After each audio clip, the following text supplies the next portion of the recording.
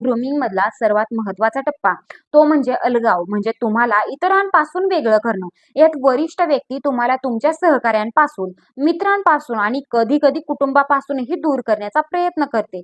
हे थेट सांगितलं जात नाही, पण अशा प्रकारे सूचकपणे सांगितलं जातं. तुझे सहकारी तुझ्यावर जळतात, तुझा खरा विचार करणारा मीच आहे. यामुळे कर्मचाऱ्याला वाटू लागतं की त्याचा एकमेव विश्वासू म्हणजे त्याचा बॉसच आहे. मग जसजसं नातं घट्ट होतं तसं ग्रूमर व्यावसायिक मर्यादा ओलांडायला सुरुवात करतो. वैयक्तिक प्रश्न विचारणे, अनपेक्षित भेटवस्तू देणे किंवा अनुचित वेळी संपर्क साधणे हे सगळं टेस्टिंगचा भाग असतो. जर यावर विरोध झाला नाही तर त्याचा आत्मविश्वास वाढतो. मात्र हे सगळं सुरू असताना जर एखाद्या महिला कर्मचाऱ्याने काही प्रश्न विचारले किंवा विरोध केला तर तिला चुकीचं ठरवलं जातं. तू जास्तच विचार करतेस, तुला गैरसमज झालाय असं म्हणत त्याच्या भावनांचाच अवैध ठरवलं जातं. यालाच गॅस लाइटिंग असे म्हणतात. कॉर्पोरेट ग्रूमिंग मध्ये भीती आणि प्रलोभन या दोन्हींचा वापर केला जातो. कर्मचाऱ्याच्या मनात ही भावना निर्माण केली जाते की तिचं करिअर पूर्णपणे त्या मॅनेजरवर अवलंबून आहे.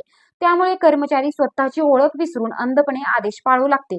या प्रक्रियेचा शेवट असा होतो की कर्मचारी स्वतः विचार करणं थांबवते. ती केवळ आदेश पाळणारी व्यक्ती बनते. तिला वाटू लागतं की बॉसच्या विरोधात जाणं म्हणजे स्वतःच्या करिअरचं नुकसान असेल.